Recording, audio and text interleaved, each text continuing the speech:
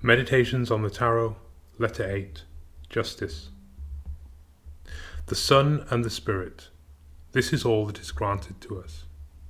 With respect to absolute unity or the Father, no one has been able to see him, nor will see him in this world, if this is not within the octenary, which is in fact the only way whereby one could attain to him. Louis-Claude de Saint-Martin de Nombre. Qui custodiat custodes? Who will guard the guards? The fundamental problem of jurisprudence. Dear unknown friend, the seventh Arcanum taught us how inner equilibrium is attained. The teaching of the eighth Arcanum is how this equilibrium, once reached, is maintained, and the ninth Arcanum shows us the method or way which opens up to he who knows how to attain and maintain equilibrium. In other words, the seventh Arcanum tells us how to attain equilibrium, or health. The eighth Arcanum shows us the mechanism of microcosmic and macrocosmic equilibrium, and the ninth Arcanum teaches us the way of peace, or the middle way, that of balanced spiritual development, which is proper to Hermeticism, taken as the synthesis of mysticism, gnosis, magic, and science. The card of the eighth Arcanum represents a woman seated on a yellow seat between two pillars, dressed in a red tunic and covered with a blue mantle. She holds a yellow sword and a yellow balance in her hands. On her head she wears a three-part tiara mounted by a crown. Now, the totality of the card evokes the idea of law interposed between the free action of the individual will and the essence of being. Man can act from his own free will. Law reacts to his action through visible and invisible effects. But behind this reaction is found the essential ground of ultimate reality, the ens realissimum of St. Thomas Aquinas, which confers universality, regularity, and immutability to the reactions of law. Law is interposed between the freedom of man and the freedom of God. She is seated between two pillars, that of will, Jachin, and that of providence, Boaz. She does not act, she can only react. This is why she is represented as a woman and not as a man. The crown which she wears indicates that she derives her dignity and mission from above, from the supreme being, from providence. The balance and the sword that she holds in her hands indicate what she guards, equilibrium, and how she guards it, the sanction of equilibrium, in the domain of the free will of individuals. Thus she says, I am seated on the seat which is between the individual will of beings and the universal will of the supreme being. I am the guardian of equilibrium between the individual and the universal. I have the power to re-establish it each time that it is violated. I am order, health, harmony, justice. It is the balance which indicates equilibrium, or order, health, harmony, and justice, and it is the sword which signifies the power to re-establish it each time that the individual will sins against the universal will.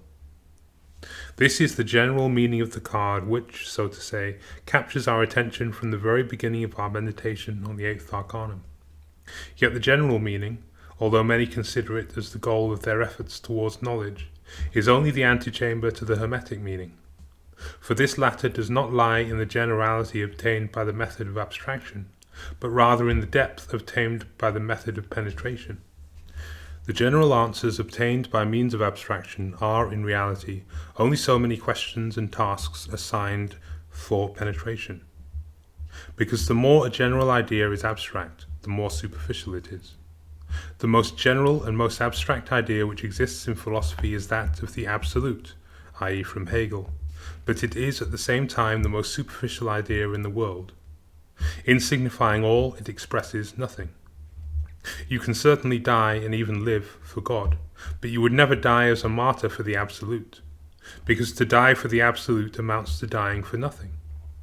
The idea of the absolute is only a shadow of shadows, whilst the living God is the prototype of prototypes. The prototype of prototypes, this means to say, the universal Father. One of the meanings of the first commandment, thou shalt have no other gods before me, Exodus 20:3, is that one should not substitute an intellectual abstraction of God for the spiritual reality of God. One therefore sins against the first commandment when one substitutes for the fiery, luminous and vibrant being of life the abstractions of a principle or idea, be it the first cause or the absolute, which are, truth to tell, only mentally graven images or mental idols created by the human intellect. Therefore, let us not sin against the first commandment, and let us not substitute mentally graven images or abstract ideas for the reality of justice.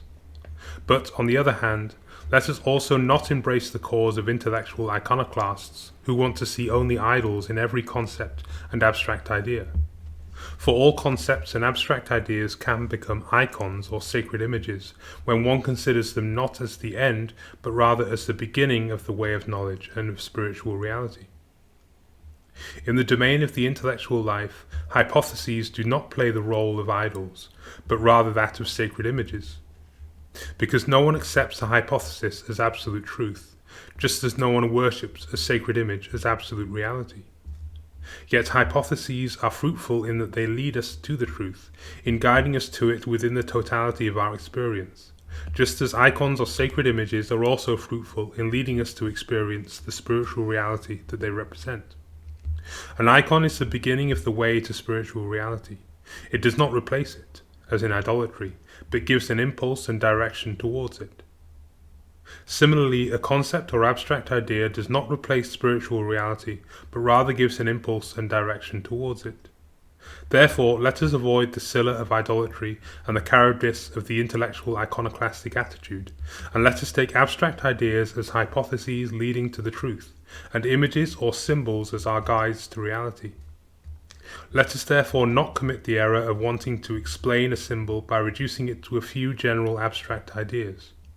Let us also avoid the error of wanting to concretize an abstract idea by clothing it in the form of an allegory. Rather, let us seek practical spiritual experience of reality and the truth by means of concrete images as well as abstract ideas. For the tarot is a system or organism of spiritual exercises. In the first place, it is practical. If this were not so, it would be hardly worthwhile to occupy oneself with it. Therefore, let us take the Arcanum Justice as an invitation towards an effort of consciousness with the intention of arriving at an experience of the reality it represents and an understanding of the truth that it expresses. First of all, the fact may be stated that it is in the domain of judgment that the reality and truth of justice manifests itself. Because to pronounce judgment with respect to anything whatsoever amounts to an action having as its aim the finding of justice. It is not only the judges at tribunals who judge. Everyone judges in the degree to which he thinks. All of us, insofar as we are thinking beings, are judges. Because every problem, every question that we try to resolve, gives way in reality to a session for our inner tribunal, where the pros and cons are confronted and weighed before judgment is pronounced. We are all judges, good and bad. We are so, and we exercise the functions of a judge almost unceasingly from morning till night. The commandment, "Thou shalt not judge," Matthew 7:1, would therefore amount to the renunciation of thought. For to think is to judge. True and false, beautiful and ugly, good and bad are judgments that we pronounce many times each day. Nonetheless, it is one thing to judge and another thing to condemn. One judges phenomena and actions, but one cannot judge beings as such, because to do so would exceed the competence of the judgment of thought. Therefore one should not judge beings, because they are inaccessible to the judgment of thought which is founded only on phenomenal experience. Thus, negative judgment concerning beings, or their condemnation, is in reality impossible. And it is in this sense that there is a ground for understanding the Christian commandment, "Thou shalt not judge," i.e., do not judge beings, do not condemn. For he who condemns assumes a function of which he is not capable. He lies in presenting as truth and justice a judgment which is devoid of any foundation. It is therefore better to say to one's neighbour, "You are acting like a madman," since whoever says "you are mad" deserves to be punished by the fire of hell. Matthew 5:22. Therefore, one has to know the extent of one's knowledge and ignorance when one makes a judgment. And one is always ignorant of the noumenal being or the soul of another. This is why no human judgment has bearing on the soul. And intuition, is it there for nothing? Certainly it exists and is there for something. Nevertheless, intuition, being perception due to sympathy and love, never accuses. It always plays the role of the defense, the advocate.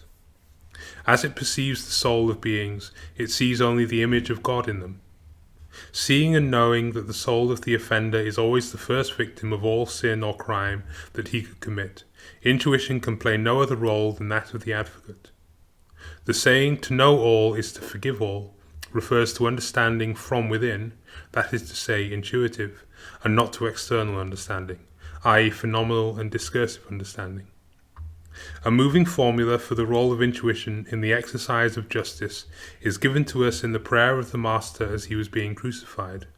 Father, forgive them, for they know not what they do. Luke 23:34. This formula indicates three facts. 1. What they are doing, from a phenomenal point of view, is criminal. 2. Judgment is handed over to the Father.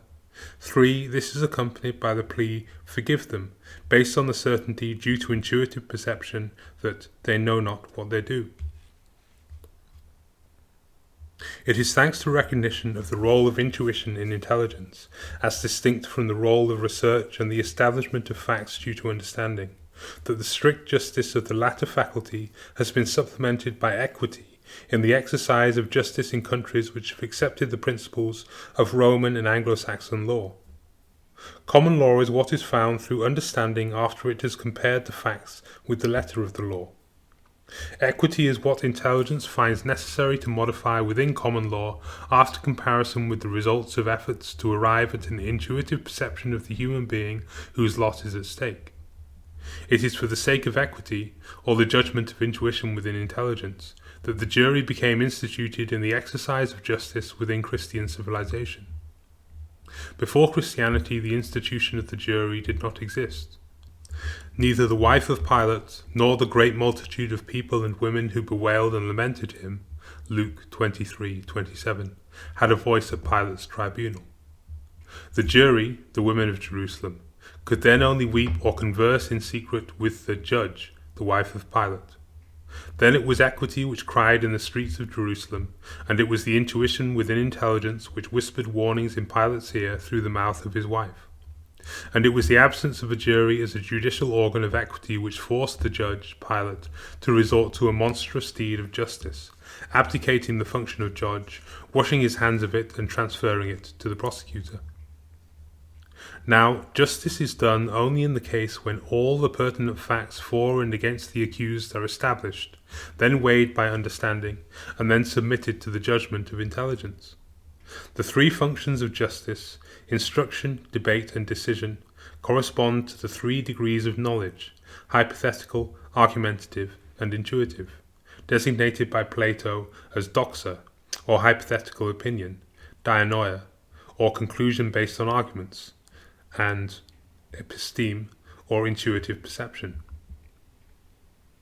In fact, the facts established and presented by the instructions serve as the basis both for the prosecution and the defense of their respective hypotheses, guilty and innocent. The debates which follow pursue the aim of arriving at a conclusion based on arguments advanced in favor of one or the other hypothesis. The decision taken by the jury is understood in principle as the result of an effort of consciousness to rise above the appearance of facts and the formalism of logical arguments, with a view to an intuitive perception of the matter from a human point of view. It is therefore equity which has the last word. One can say, therefore, that the process of the exercise of human justice consists in the total exertion of all 3 cognitive faculties of the human being: the faculty of forming hypotheses on the basis of data supplied by the senses, doctor; the faculty of logical discursion or intellectual weighing for and against these hypotheses, dianoia; and lastly, the faculty of intuition, episteme. Now, the structure of fair human justice is only, and can only be, an image or analogy of the structure of divine cosmic justice. The Jewish Kabbalah brings this out more clearly in it than any other current of tradition that I know of. There the system known as the Sephiroth tree consists of 3 pillars, the right, the left, and the middle. The right pillar, or that of mercy, comprises the Sephiroth Chokmah, wisdom, Chesed or Gedula, grace, mercy, or magnificence, majesty, and Netzach, victory or triumph.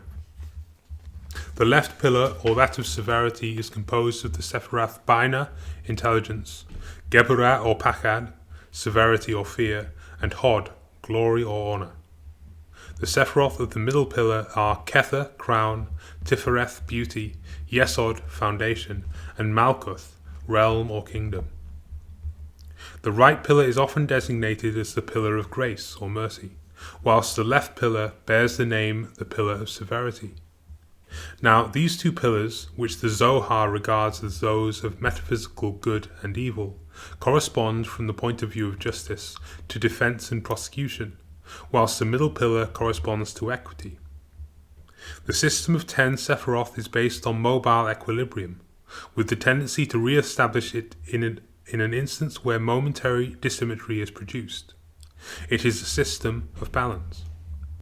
Quote, in its most simple form, a balance consists of a fixed axis, a column in the middle, which is generally vertical, a beam which forms a T or a cross with this axis, and, lastly, 2 scales suspended at the ends of the beam. The balance gives rise to 3 fundamental relationships. 1. The equilibrium between the 2 scales establishes a relationship of correlation.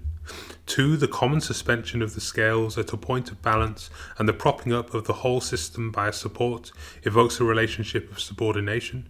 And 3. The different roles of the 2 scales in the weighing introduces between the opposite ends a differentiation by virtue of which an orientation or current is produced. Francis Warren, La Théodicée de la Kabbale, page 50. In the system of Sephiroth, it is a matter of a system of balance established simultaneously in 4 worlds, or on 4 planes: the world of emanation, the world of creation, the world of formation, and the world of action, both in a vertical sense, i.e. the balance establishes and re-establishes the equilibrium between that which is above and that which is below, as well as in a horizontal sense, i.e. the balance maintains equilibrium between the right side and the left side, the pillars of grace and severity. Therefore, weighing is effected on the one hand by means of scales on the right and left, and on the other hand by scales above and below. The working of the right-left balance is the law of justice, which maintains equilibrium between the individual freedom of beings and universal order. In the last analysis, it is karma, which is the law governing the adjustment of mutual debts between beings. But the working of the heaven-earth balance surpasses the justice of karma. It is that of the justice of grace. Gratias gratis data. The sun shines on the good and wicked alike. Is this morally right? Is it the justice of grace here which is higher than the protective, distributive, and punitive justice of the law? This is so. There is the sublime other justice of grace, which is the meaning of the New Testament. For the Old Testament is to the New Testament as karma is to grace.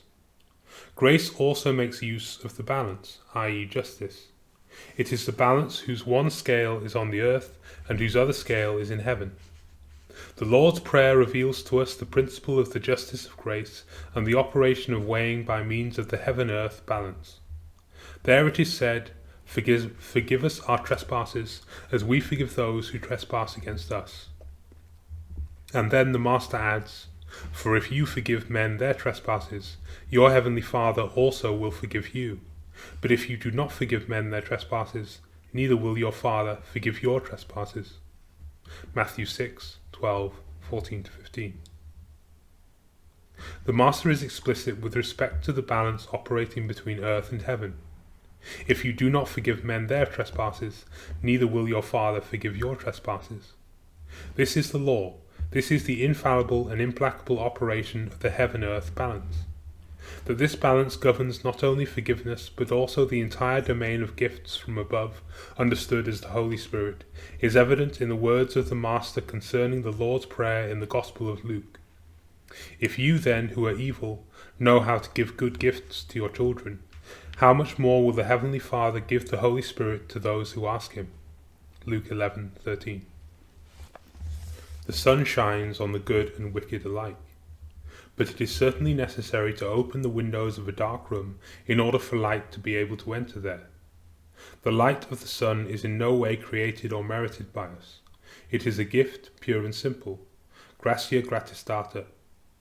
Nevertheless, it is necessary to open our windows in order for it to enter into our abode, just as it is necessary to open our eyes in order to see it.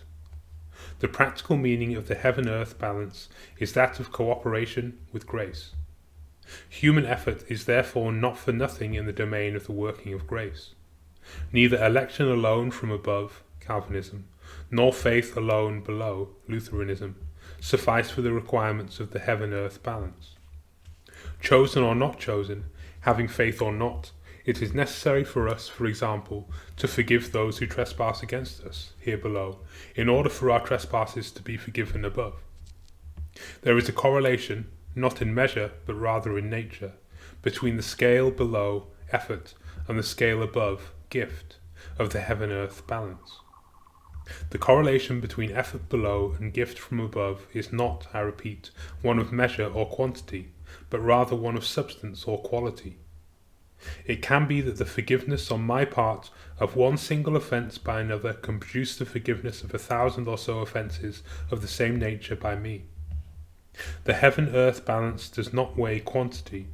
Its working belongs entirely to the domain of quality. This is why there is no quantitative justice in the relationship between efforts below and gifts from above. The latter always surpasses the measure of quantitative justice.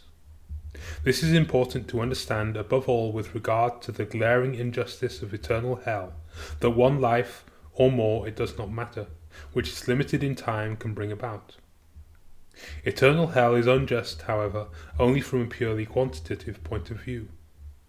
One compares the limited number of years of life, or lives, on earth with the unlimited number of years of eternity, and thus one arrives at the conclusion that the measure of chastisement is out of all proportion with the measure of the transgression, and that consequently there is no justice. But let us consider the problem of eternal hell not from the point of view of quantity, which is absurd, as time does not exist in eternity, but rather from that of quality. How is it with this problem then?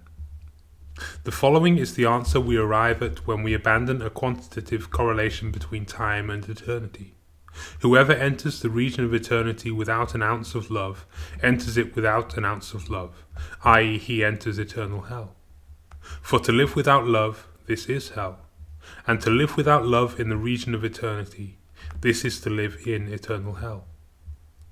Quote, hell is the state of the soul powerless to come out of itself, absolute self-centeredness, dark and evil isolation, i.e. final inability to love.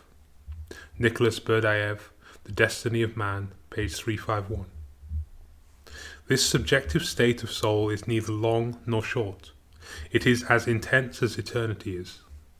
Similarly, the blessedness that a saint experiences in the vision of God is as intense as eternity, although it could not so last, since someone present at the ecstasy of a saint would time it as a few minutes.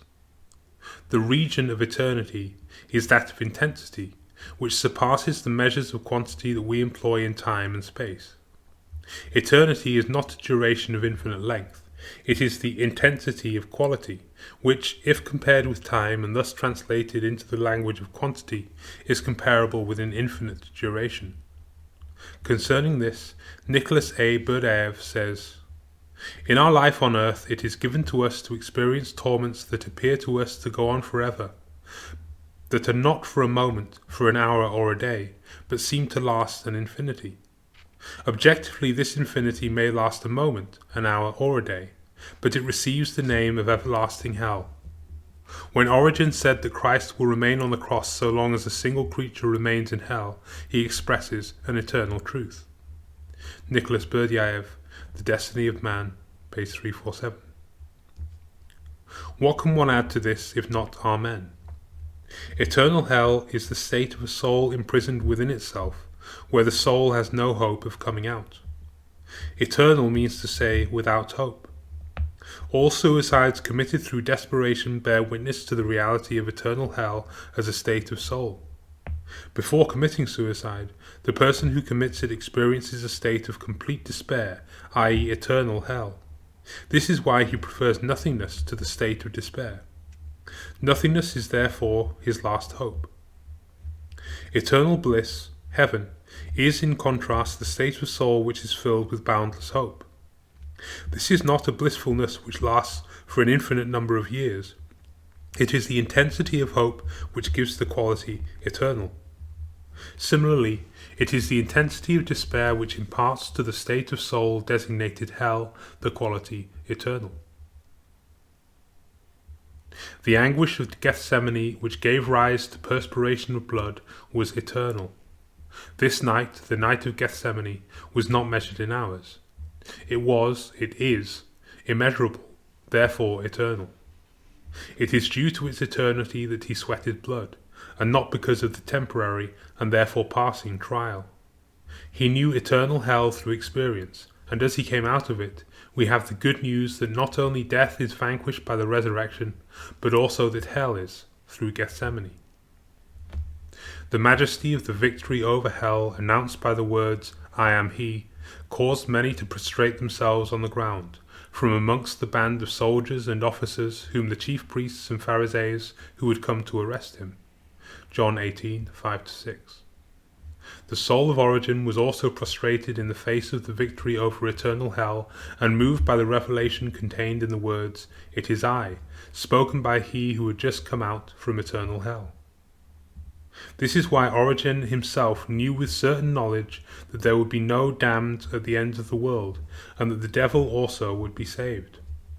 And whoever meditates on the sweat of blood in Gethsemane, and on the words, "It is I," or "I am he," announcing the eternal victory over eternal hell, also will know with certain knowledge that eternal hell exists as a reality, but that it will be empty at the end of time. The sweat of blood in Gethsemane is the source of Origenism. Here is the source of its inspiration. But the good news of the eternal victory over eternal hell has not been understood by the Greeks, in quotation marks, those seeking wisdom, nor by the Jews, in quotation marks, those wanting miracles. It can be understood only by Christians. For Greeks deny the reality of eternal hell as being incompatible with the idea of God, who is at one and the same time good and all-powerful. Jews abide by eternal damnation, i.e. they insist on a populated eternal hell, because otherwise God, as the judge, would be lacking the absolute power of punishment. They deny the infinity of divine love, and it is Christians alone who accept and understand the folly and weakness of the cross. 1 Corinthians 1, 22-25, i.e. the work of infinite love achieved by no other means than by love itself. For them, not only do the means not sanctify the aim, but also the means must be identical with the aim. They know that love will never be taught and understood through severity and fear. They apprehend hearts directly through goodness, beauty and truth, whilst the fear of hell and eternal damnation has not given birth to love in any human heart hitherto, and will never do so. And it is not the severity of strict justice which teaches us the love of the Father for the prodigal son, but rather the joyous feast with which the son was welcomed home by him. Nevertheless, the Greeks would say that the Father knew in advance that the Son would come back, since the Son had, in fact, no other choice, and everything is only a drama in appearance. The Father's way of acting was only a clever ruse, Hegel's List für Vernunft, and the Jews would say that it was the power of the Father which acted within the soul of the prodigal son and commanded him to return to his father's home, which irresistible power he could only obey. Thus the joy and the feast of welcome from the Father remains incomprehensible both to the worshippers of God's wisdom, Greeks, and the worshippers of God's power, Jews. The meaning of both is understandable only to the worshippers of the love of God, Christians. They understand that the story of the prodigal son is a real drama of real love and real freedom, and that the joy and celebration of the Father are genuine, just as the suffering of the Father and also that of the Son, which preceded their reunion, was genuine. Moreover, they understand that the story of the prodigal son is the history of the whole human race, and that the history of the human race is a real drama of real divine love and real human freedom. Greeks, Jews, and Christians, worshippers of the wisdom, power, and love of God. There are always plenty of Greeks and Jews in the lap of the Church, and within Christianity in general. It is they who are responsible for all heresies of faith and all moral heresies, and it is they who cause the scissions and schisms in the universal community of Christians. Thus the central fact of divine love, the incarnation of the Word and the person of the God-man, was from the beginning the special object of efforts by Jews and Greeks with a view to transforming it into a deed of power or a fact of wisdom. Jesus Christ is only the Messiah, the chosen and anointed man sent by God, taught the Jews, Ebionites and Seraphins, who denied the divine incarnation as being incompatible with the omnipotence of God. The Word incarnated, but is not God. The Word is his creation, taught the Jews of the 4th century, disciples of Arius, inspired by the idea that the power of God is sufficient to create a being of such perfection that he could accomplish the work of salvation without himself incarnating. There are two persons in Jesus Christ, one divine and the other human, said the Greeks, known under the name of Nestorians, who saw an impassable abyss between absolute divine freedom and relative human wisdom, and who were unable to admit that the former united itself with the latter without diminution and obscuration. On the contrary, there is only a single nature in Jesus Christ, taught the Jews, known under the name of Eutychians, who, being blind in that which concerns the union of the two natures, divine and human, through love, without either losing itself in the other or the two losing themselves in giving birth to a third nature, believed that the union of two natures could only be substantial, and that divine omnipotence could certainly accomplish this alchemical miracle of the fusion of two natures substantially. Later Jews, known as Monophysites and Jacobites, took over the doctrine of Eutychianism and founded their own churches. At the same time, Greeks, convinced that there is only wisdom or ignorance, the former being pure spirit and the latter being matter, denied the reality of the two natures in the God-man, and therefore the incarnation itself, since the incarnation of wisdom would amount to its reduction to a state of ignorance. This is why the Doceta, the name that is attributed to them, taught that the human nature of the Word was only apparent, and that the body of Jesus Christ was only a phantom.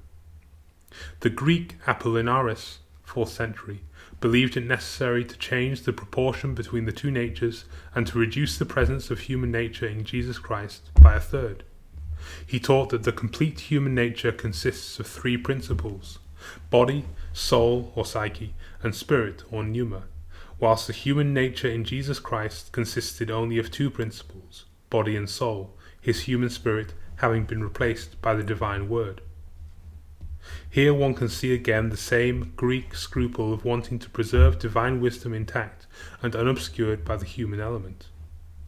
Thus the Greeks devoted to the cause of the supremacy of wisdom, and the Jews devoted to that of the supremacy of the power of God, have endeavoured through the course of centuries to dethrone the principle of love in favour either of the principle of wisdom or that of power. The struggle for the principle of love commenced in antiquity and continued during the Middle Ages and after. It still continues today around the Church, at the heart of the Church, and within the soul of every Christian individual. For what was the struggle between the extreme realists and the extreme nominalists at the heart of the medieval and modern scholastic school, if not the struggle between the Greeks, realists, and the Jews, or nominalists, and the struggle between the rationalists, ratio nobilior potestas, and the voluntarists, voluntas nobilior potestas, at the heart of the same school? For the realists and rationalists, ideas were objective realities, and God's faculty of reason was higher than his will, whilst for the nominalists and voluntarists, ideas were only names under which one classes phenomena, useful abstractions with a view to the classification of phenomena, and it was will which was higher than the faculty of reason within God. For the latter God is, in the first place, all-powerful will, whilst for the former he is, above all, reason, infinite wisdom. And the love of God? It is this third, essentially Christian principle which has held the balance through the course of the centuries, and holds it still in preventing the complete scission and disintegration of Christianity. Insofar as there is peace at the heart of Christianity, it is due only to the principle of the supremacy of love. For the complete victory of realism, with its faith in that which is general at the expense of that which is individual, would have drowned Christianity in severity and cruelty. This is manifested with sufficient certainty in the historical fact of the Inquisition, this latter being the practical conclusion of the fundamental dogma of realism: the general is superior to the individual, which was consequently acted upon. And the complete victory of nominalism would have drowned Christianity in the element of the relativity of the individual and personal opinions, beliefs and revelations of a kind such as that it would have disintegrated to dust. The hundreds of Protestant sects and modes of belief at the core of these sects proves this with absolute certainty. No, insofar as there is unity in space, the Church, and in time, tradition, for Christianity, this is due neither to realist severity nor to nominalist indulgence, but rather to the peace of equilibrium between the Greek and Jewish tendencies that the Christian tendency of love has succeeded in establishing and maintaining. If this were not so, the whole Christian world would now be divided into two spheres: a sphere where one would suffocate under puritanical severity, Huguenot boredom, and a kind of Calvinism — Calvin himself was a realist — and a sphere where each family or even each person would have a small religion and a little private church. Luther himself was a nominalist, of a kind where Christianity as such would only be an abstraction, only a name or word, mea vox or flatus vocis. Hence, these are the things at work when one evokes the problem of balance.